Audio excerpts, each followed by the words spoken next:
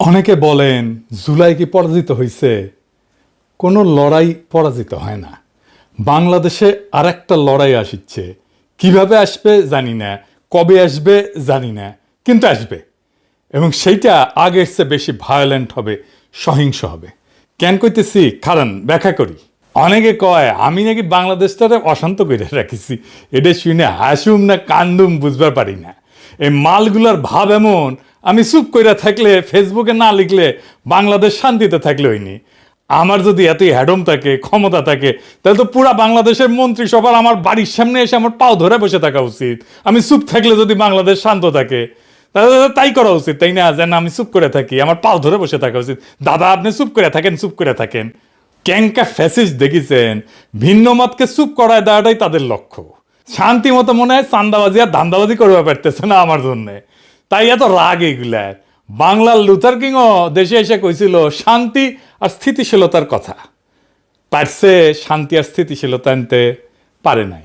আমি একটা নিউজ দেখাই আপনাদেরকে, কয়েকদিন আগের নিউজ। দেশের বিভিন্ন নদ নদী থেকে 7 দিনে 17 জনের মরদেহ উদ্ধার হয়েছে, প্রত্যেকটাই হত্যাকাণ্ড। হাসিনার আমলেও তো এই অরাজকতা ছিল না। দেশে শান্তি স্থিতিশীলতা আসুক, এটা তো সবাই চাইবে। দুনিয়াতে শান্তি স্থিতিশীলতা আসুক, এটা সবাই চাইবে, কোনো সুস্থ মানুষ চাইবে। কিন্তু এই শান্তি আসাটা কি আমাদের ইচ্ছার উপরে নির্ভর করে? সেটা তো করে না। দেশে যে সহসাই শান্তি স্থিতিশীলতা আসবে না, এটা তো আমি অনেক আগে থেকেই বলে আসতেছি।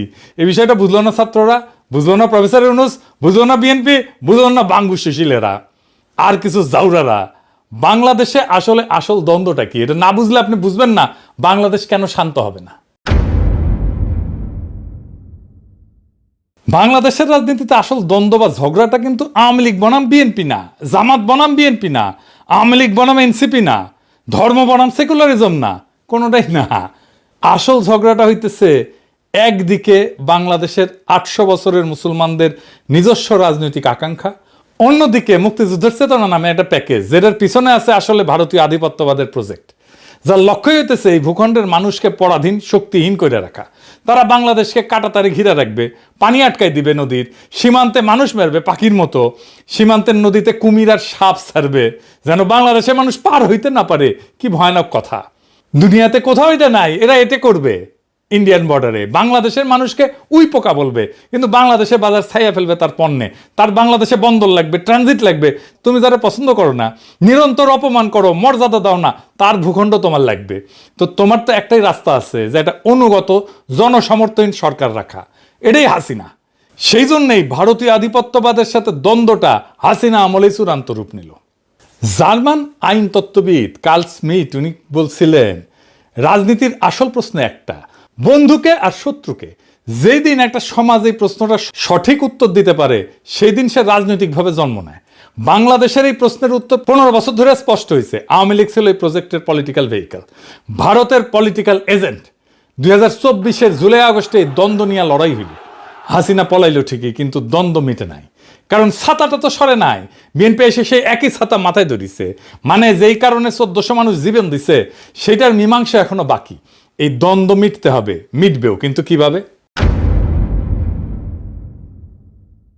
এই আলাপে ঢুকতে হইলে আগে একটা অন্য জিনিস বুঝতে হবে। বাংলাদেশের তরুণদের একটা বিশেষ ক্ষমতা আছে।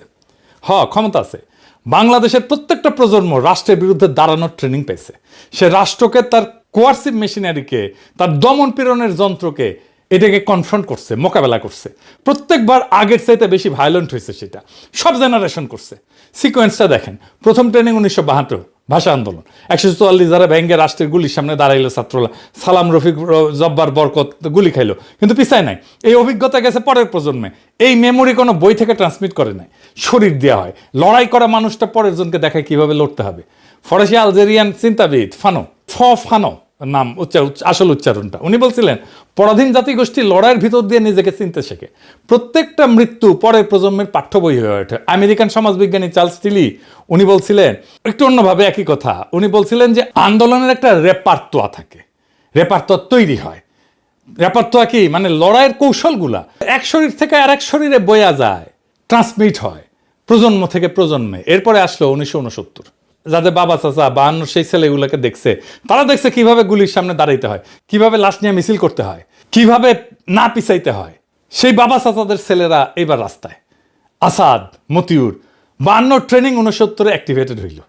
এইবার শুধু পুলিশ না, আজ তো আর্মি নামছে, প্যারামিলিটারি নামছে, আগের চাইতে ভায়োলেন্ট। উড়াই দিল তারা আইয়ুব খানকে। এরপরে 71 69 ট্রেন্ড তরুণেরা এইবার অস্ত্র হাতে। যারা 69 পুলিশকে কনফ্রন্ট করছে, প্যারামিলিটারিকে কনফ্রন্ট করছে, তারাই 71 পাকিস্তানি আর্মিকে কনফ্রন্ট করতেছে। 9 মাসের ফুল স্কেল যুদ্ধ, আগের চাইতে অনেক বেশি ভায়োলেন্ট। প্যাটার্নটা দেখেন, প্রত্যেকটা প্রজন্ম আগের ট্রেনিং রিসিভ করছে, প্রত্যেকবার এসকেলেট করতেছে কনফ্রন্টেশন। 71 রণাঙ্গনে সক্রিয়ভাবে লড়ছে প্রায় 1050, অনেকে বলে 30,000। যাই হোক, এই সংখ্যক তরুণ, তাদের আকাঙ্ক্ষা কি ছিল? একটা নতুন সমাজ, মুক্ত সমাজ। কি পাইল? বাকশাল। জার্মান চিন্তাবিদ হ্যানা আরেন্ট উনি বলছিলেন যে প্রত্যেকটা বিপ্লবে একটা মুহূর্ত থাকে যখন মানুষ সত্যিকারের স্বাধীনতার স্বাদ পায়, কিন্তু সেই স্বাদটা প্রায় হারায় যায়। আর সেই হারানো জিনিসটা পরের প্রজন্ম খুঁজতে থাকে। আরেন্ট এই হারানো জিনিসটাকে বলতেছিলেন বিপ্লবের লস্ট ট্রেজার, মানে হারানো ধন। 71 সেই প্রজন্মের তরুণের কাছে সেই রকম একটা হারানো ধন। সে যখনই আইডেন্টিফাই করছে যে কে তার হারানো ধন কাইরে নিছে, তারাই খাইয়া দিছে সেই তরুণ। ওদের আকাঙ্ক্ষা মেটে নাই, কিন্তু তাদের হাতে তো ট্রেনিংটা ছিল, তারা চুপ থাকে নাই। জাসদ কেন হইল? 15 আগস্ট 75 কেন হইল? 7 নভেম্বর কেন হইল? জেল হত্যা, জিয়া হত্যা, প্রত্যেকটা ঘটনায় কারা ছিল? রণাঙ্গনের মুক্তিযোদ্ধা, যাদের লড়াইয়ের ট্রেনিং সবচেয়ে সাত। তারাই আবার লড়াই শুরু করছে একজন আর একজনের বিরুদ্ধে, কারণ তাদের আকাঙ্ক্ষা মেটে নাই। জার্মান চিন্তাবিদ ভাল্টার বেনিয়ামিন উনি বলছিলেন প্রত্যেকটা প্রজন্ম পূর্ববর্তী প্রজন্মের অসমাপ্ত দাবি বহন করে। সেই দাবি যতদিন না মটে ততদিন সে বারবার ফিরে ফিরে আসে। এটা মনে রেখেন, আমরা পরে আবার এখানে আসবো। এরপরে আসলো 90, আমাদের জেনারেশন রাজপথে লড়াই করলো, সে হিরোইক লড়াই। 24-এর মতো না, কিন্তু একটা হিরোইক লড়াই করছে আমাদের জেনারেশন। নূর হোসেনের জীবন দেওয়া, কি কাব্যিক জীবন দেওয়া, বুকে পিঠে লিখলো গণতন্ত্র মুক্তি পাক, স্বৈরাচার নিপাত যাক। এরপরে আমাদের ট্রেনিং হলো 2013-তে। 28 ফেব্রুয়ারি 2013 মৌলানা সাইদির ফাঁসির রায়ের পরে সারা দেশ রাস্তায় নামলো, সারা দুনিয়াতে নামছিল। শুধু ইসলামপন্থী তরুণেরা না, সারা দেশের সমস্ত মানুষ নামছিল। বাঁশখালী, চাঁপাইনবাবগঞ্জ, বগুড়া, লক্ষ্মীপুর, তারপর 5 মে শাপলা চত্বর। হেফাজত, একটা নতুন প্রজন্মের প্রথম বড় ট্রেনিং। সংগঠিত ইসলামিক যুবশক্তি প্রথমবার রাষ্ট্রীয় ভায়োলেন্স ফেস করলো। 2018 সালে নিরাপদ সড়কের আন্দোলন, স্কুল কলেজের কিশোরেরা রাস্তায়, ছাত্রলীগের হেলমেট বাহিনী, এই বাচ্চারা শিখলো একটা নতুন জিনিস, সোশ্যাল মিডিয়াকে কিভাবে ব্যবহার করতে হয়। তারা শিখলো ছাত্রলীগ কিরকম জাউরা হইতে পারে, কেমন বর্বর হইতে পারে। এই 2018 স্কুলের ছাত্ররাই 2024-এ এসে ইউনিভার্সিটির ছাত্র। চূড়ান্ত ক্লাস পাইল তারা। ওই ট্রেনিং থেকে ফিরে আসা ছাত্ররাই চূড়ান্ত ট্রেনিং পেল 2024-এ। আর্মি, পুলিশ, র্যাব, বিজেপি সব একসাথে নামছে। হেলিকপ্টার থেকে গুলি, 1400 লাশ তবু পিছায় নাই। এই 2024 পৃথিবীতে অনন্য। কেন? দুনিয়ার আর কোথাও বাংলাদেশের 24-এর মতো ঘটনা ঘটে নাই। টিউনিশিয়ায় 2011-তে কি হয়েছিল? আর্মি প্রেসিডেন্টের গুলি চালানোর হুকুম মানে নাই, উপরের লেভেলে। মিশরে আর্মি কাউন্সিল বসে সিদ্ধান্ত নিল মোবারক যাবে, উপর থেকে। ইন্দোনেশিয়ায় আর্মি চিফ সুহার্তোকে যায় বলল যে চলে যান, উপর থেকে আসলো। ফিলিপিন্সে 86-তে, সার্বিয়াতে 2000, শ্রীলঙ্কা 2022, সব জায়গায় একই গল্প। মিলিটারির উপর লেভেল ক্যালকুলেশন করছে, অঙ্ক করছে, তারপরে বলছে চলে যান। বাংলাদেশে কি হয়েছে? উল্টা। জেনারেলরা ছিল হাসিনার অনুগত, গুলি চালাইতে চাইছিল। ওয়াকার তো হাসিনার আত্মীয়, কিন্তু সৈনিকেরা, জুনিয়র অফিসাররা যারা ফিল্ডে ছিল, তারা গুলি চালাইতে রাজি না। কেন? কারণ ওই রাস্তায় তাদের ভাই, তাদের কাজিন, তাদের প্রতিবেশীর ছেলে, সৈনিকের মা ফোন দিছে, বলছে বাবা গুলি করিস না। রুশ বিপ্লবী ট্রটস্কি 1917 সালে ফেব্রুয়ারি বিপ্লব নিয়ে লিখছিলেন, সৈনিক হঠাৎ করে সৈনিক হওয়া বন্ধ করে দিল। মানে ইউনিফর্ম পরা মানুষটার পেছনের সিভিল মানুষটা ইউনিফর্মকে ছাড়াই গেল। বাংলাদেশে 2024-এর জুলাই আগস্টে এটাই হয়েছিল। ইউনিফর্ম ফুইরা আসল বাংলার পলিমাটির সন্তান বাইরে হয়ে আসলো। পুলিশ শেষ পর্যন্ত হাসিনার অনুগত, ইন্টেলিজেন্স অনুগত, কিন্তু আর্মির জুনিয়র অফিসার, ফিল্ডের সৈনিক এরা না। শেষ দিনে আর্মির সৈনিকেরা তো পুলিশের বিরুদ্ধেও দাঁড়াইছে, গুলি করছে পুলিশের বিরুদ্ধে। জেনারেলরা যখন বুঝলো সৈনিকেরা আর গুলি চালাবে না, জেনারেলরা বাধ্য হইলো, হাসিনাকে যে বললো আপা পালান, হেলিকপ্টার রেডি। আর একটা প্রমাণ দেখায়, এই বিষয়টা আমি জানি জন্য বলতেছি, যে ফোনদের আলো দিল্লি স্টার, যে ইন্ডিয়ার 2 ফ্ল্যাগশিপ পত্রিকার অফিস আক্রান্ত হইল না, ওখানে আর্মি ছিল, আর্মি ডিফেন্ড করলো না কেন? কারণ সৈনিকেরা ওই পত্রিকা বাঁচাইতে, রক্ত দিতে রাজি না। তারা নিজেরাই আর সেই বয়ান বিশ্বাস করে না। এটা ইতিহাসে বিরল, প্রায় অনন্য। খালি হাত লক্ষ লক্ষ তরুণ হেলিকপ্টারের গুলির নিচে দাঁড়াইছে, পিছায় নাই, জিতছে। একটারে মারি, একটাই যায়, অন্যগুলা যায় না। শুনিছেন না? শুনেন আবার। মরে একটা, আহত হয় একটা, একটাই যায় স্যার, বাকিটি যায় না। এটা হচ্ছে স্যার সবচেয়ে বড় আতঙ্কের এবং মানে দুশ্চিন্তার বিষয়। দুনিয়ার কোথাও এটা ঘটে নাই। এই লড়াইয়ের আরেকটা অনন্য বিষয় ছিল যে এই লড়াইয়ে কোনো নেতা ছিল না, কোনো নেতা ছিল না এই লড়াইয়ে, কোনো পার্টি ছিল না, কোনো কমান্ড ছিল না। ছাত্ররা সমন্বয়ক বানাইছিল ঠিক, কিন্তু তারা লড়াই ডিরেক্ট করেনি, তারা লড়াইয়ের প্রতীক হয়েছিল। লেনিন বলছিল বিপ্লবের জন্য ভ্যানগার্ড পার্টি লাগে। 2024 লেনিনকে ভুল প্রমাণ করছে। tahrir স্কোয়ারে মিশরে হয়েছিল লিডারলেস বিপ্লব, ফেল করছে। অকুপাই ওয়াল স্ট্রিট লিডারশিপ ফাঁপা হয়ে গেছে। হংকং 2019 এই আন্দোলন ছিল লিডারলেস, হারছে। বাংলাদেশ 2024 দুনিয়ার একমাত্র লিডারলেস বিপ্লব যেটা একটা ফাংশনাল ফ্যাসিস্ট সরকারকে ফেলতে পারছে। কিভাবে সম্ভব হইল? কারণ লড়াইয়ের ট্রেনিংটা কোনো অফিসে স্টোর করা ছিল না, কোনো নেতার মাথায় স্টোর করা ছিল না, কোনো প্রফেসর ইউনূসের মাস্টার মাইন্ড ছিল না, কোনো মেটিকুলাস ডিজাইন ছিল না। এটা ছিল 1.5-2 কোটি তরুণের শরীরে গাথা। ফরাসি দার্শনিক পিয়ের বোর্দিও একটা কথা বলছিলেন, হ্যাবিটাস মানে শরীরে গাথা অভ্যাস। বাংলাদেশের তরুণদের শরীরে গত 75 বছর ধরে এটা গাথা, প্রজন্মের পর প্রজন্ম ধরে কিভাবে রাষ্ট্রের সামনে দাঁড়াইতে হয়, কিভাবে ছোট থেকে বড় রাষ্ট্রের দমন পীড়নের অ্যাপারেটাস, যেটাকে বলা হয় কোহেসিভ অ্যাপারেটাস, তারে পরাজিত করতে হয়। এটা ক্লাসরুমের জ্ঞান না, এটা শরীরী জ্ঞান, বইয়ে লেখা না, রক্তে লেখা। কোনো নেতাকে অ্যারেস্ট করে এই জ্ঞান মোছা যাবে না, কোনো সংগঠন নিষিদ্ধ করে বন্ধ করা যাবে না, কারণ এইটা 1.5 কোটি শরীরের মধ্যে আছে। 2024 ঘটছিল কি কারণে? ভারতীয় আধিপত্যের বিরুদ্ধে মুক্তিযুদ্ধের চেতনার নামে যে ছাতা, সেটা সরানোর জন্য বিএনপি ক্ষমতায় আসার পর কি করতেছে, সেই ছাতাটাই আবার মাথায় ধরতেছে, সেই আওয়ামী বয়ান আবার তারা আনতেছে। ভারতের সাথে যে অসম চুক্তি, সেগুলো নিয়ে কথা নাই। আদানি নিয়ে চুপ, ক্যাপাসিটি চার্জ নিয়ে চুপ, সীমান্তে হত্যা নিয়ে চুপ, ট্রানজিট নিয়ে চুপ। ইতালির চিন্তাবিদ গ্রামসি একটা কথা বলছিলেন, প্যাসিভ রেভলিউশন মানে বিপ্লবের এনার্জিটা শোষণ করে নাও, কিন্তু আসল পরিবর্তনটা হইতে দিও না। সিস্টেম যেভাবে চলতেছিল সেভাবেই চালাও।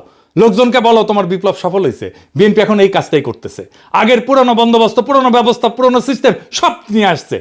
এটাই প্যাসিভ রেভলিউশন মানে যেই দ্বন্দ্বটা মেটানোর জন্য 1400 মানুষ জীবন দিছে, সেটা আবার চাপা পড়ছে। এটা বিশ্বাসঘাতকতা। এখন প্রশ্ন, এরপরে কি হবে? আর একটা লড়াই আসবে, অবধারিত। কেন বলতেছি অবধারিত? দেখেন, 4টা জিনিস একসাথে আছে। এক, দ্বন্দ্বটা মেটে নাই। যে দ্বন্দ্বটা নিয়ে লড়াইটা শুরু হয়েছিল সেটা তো মেটে নাই।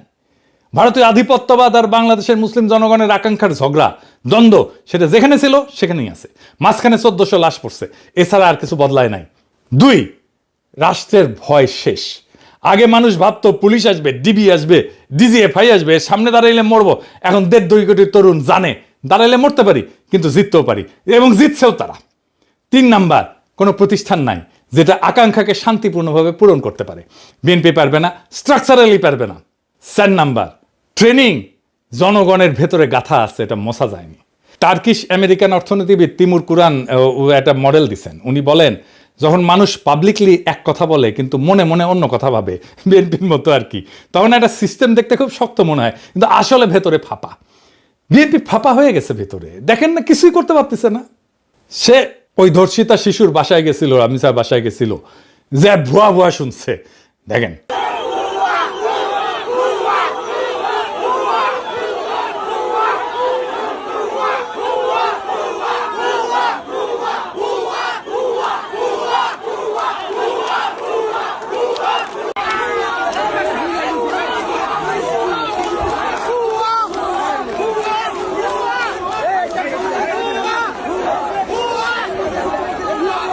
এতগুলো মন্ত্রী, এতগুলো জাদ্রেল মন্ত্রী, আইন মন্ত্রী, স্বরাষ্ট্রমন্ত্রী, ক্রীড়ামন্ত্রী ভুয়া শুনতেছে।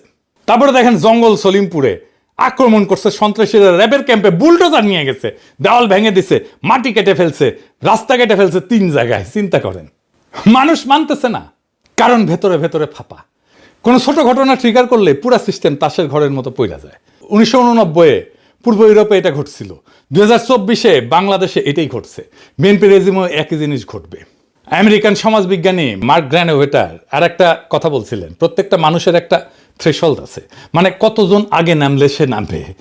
আগে বাংলাদেশের তরুণদের থ্রেশহোল্ড ছিল অনেক উঁচু, অনেক ভয়, অনেক শঙ্কা, অনেক বিপদ। এখন অনেক কম, কারণ তারা একবার নামছে এবং জিতছে। মানে আগে রাস্তায় নামার জন্য যে বিশাল ট্রিগার লাগতো, এখন ছোট ট্রিগারই যথেষ্ট।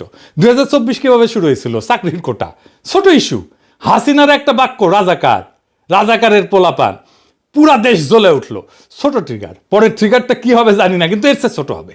হইতে পারে একজন তরুণের পুলিশের হাতে মৃত্যু, হইতে পারে একটা ভাইরাল ভিডিও, হইতে পারে ভারতের সাথে নতুন চুক্তি, হইতে পারে কোনো মন্ত্রীর একটা বেফাস মন্তব্য। বাংলাদেশ এখন প্রত্যেক দিন 100টা সম্ভাব্য ট্রিগারের মধ্যে দিয়ে হাঁটতেছে। কোনো একটা ক্লিক করবেই, আপনি লিখে রাখতে পারেন। বাংলাদেশের তরুণদের শরীরে এখন 3টা জিনিস একসাথে আছে। প্রথম জিনিস, 75 বছরের ট্রেনিং আছে, 52 থেকে 2024 শরীর থেকে শরীরে যেটা ট্রান্সমিটেড হয়েছে, এই কোড মুছা যাবে না। দ্বিতীয় জিনিস, জয়ের স্মৃতি। তারা জানে ফ্যাসিস্টকে নামানো যায়, তারা জানে বর্বর শাসককে নামানো যায়, এই কারণে একবার নামাইছে খালি হাতে। তৃতীয় জিনিস, অসমাপ্ত একটা দাবি, 1400 শহীদের দাবি, যেই দাবিটা বিএনপি চাপা দিতে চাইতেছে। নতুন সংবিধানের দাবি, জুলাই সনদের দাবি, যেটা বিএনপি চাপা দিতে চাইতেছে, প্রতারণা করতেছে। এই তিনটা একসাথে থাকলে সেই সমাজের শান্তি থাকে না। বেনিয়ামিন বলছিলেন, অসমাপ্ত প্রত্যেকটা প্রজন্মের দাবি পরের প্রজন্মের ঘাড়ে চাপে, ঘাড় ফাঁকা হয় না যতদিন না দাবিটা মেটে। বিএনপি যে ছাতাটা ধরছে সেইটা আজকে ধরতে পারতেছে, কাল পারবে না, পরশু পারবে না, কারণ ছাতার নিচের মাটি বদলাই গেছে, মানুষ বদলাই গেছে, ভয় বদলাই গেছে, মানুষের বিপদের ধারণা বদলাই গেছে। 2024-এর পরে বাংলাদেশ যে বদলাই গেছে, এটা কোনো একক মানুষের পক্ষে, কোনো একক দলের পক্ষে, এমনকি সব রাজনৈতিক দল এক হইলেও বাংলাদেশকে সামাল দেওয়া যাবে না। সেই জন্য জাতীয় সরকার চাইছিলাম আমরা, সব রাজনৈতিক দল শুধু না, সিভিল সোসাইটি থেকে প্রফেসর ইউনূসের মতো লোক নিয়ে একটা ব্যাপক ঐক্য করে ভেরি পপুলার সরকার হইলে সামাল দিতে পারতো। তাদের কাজ হবে 5টা জিনিস ডেলিভার করা: নতুন সংবিধান, ভারতের আধিপত্যের অবসান, ইতিহাসের লিগেসি ঠিক করা, লুটপাট আর দুর্নীতির বিচার, হাসিনার বিচার, অর্থনীতির পুনর্গঠন। বিএনপি ফেল করবে আর পরে ট্রিগারের অপেক্ষা করবে। সেই ট্রিগার আসবে, ছোট হবে, যেমন ছোট ছিল কোটা সংস্কার আন্দোলনের ট্রিগার। আজকালকার তরুণেরা কাউরে মানে না, শুধু নিজেকে মানে। সেই জন্যই এইটা বড় বিপদ। এবং সেই দিন যেদিন এই সংঘাত আবার শুরু হবে, আবার বিস্ফোরণ হবে, আবার বারুদ জ্বলা উঠবে, সেদিন বিএনপি যে অবস্থায় থাকবে, হাসিনা 5ই আগস্ট সে অবস্থায় ছিল। পার্থক্য একটাই, হাসিনা পলাইতে পারছিল কারণ আর্মি দ্বারা বের হইতে দিছিল। পরের বার যিনি থাকবেন তার জন্য সেই দরজা বন্ধ থাকতে পারে। দ্বন্দ্বটা মিটবে হয় ভেতর থেকে শান্তিতে, নয় বাইরে থেকে আর একটা রক্তাক্ত সংঘাতের মধ্যে দিয়া। আমার মনে হয় না বাংলাদেশের তরুণরা বেশি দিন অপেক্ষা করবে। তাই আমরা একটা আখেরি লড়াইয়ের দিকে যাইতেছি। সেই লড়াই সম্ভবত খুব দূরে না, খুব কাছে, এবং জনতা প্রস্তুতি নিতেছে, তার বিভিন্ন চিহ্ন চারিদিকে প্রকাশিত হইতেছে। খেয়াল রাখেন, সামনে দিন আসবে, শেষ লড়াইয়ের দিন, আখেরি লড়াইয়ের দিন। সেই লড়াইয়ে জিততে হবে, অসমাপ্ত কাজ সমাপ্ত করতে হবে। ইনকিলাব জিন্দাবাদ।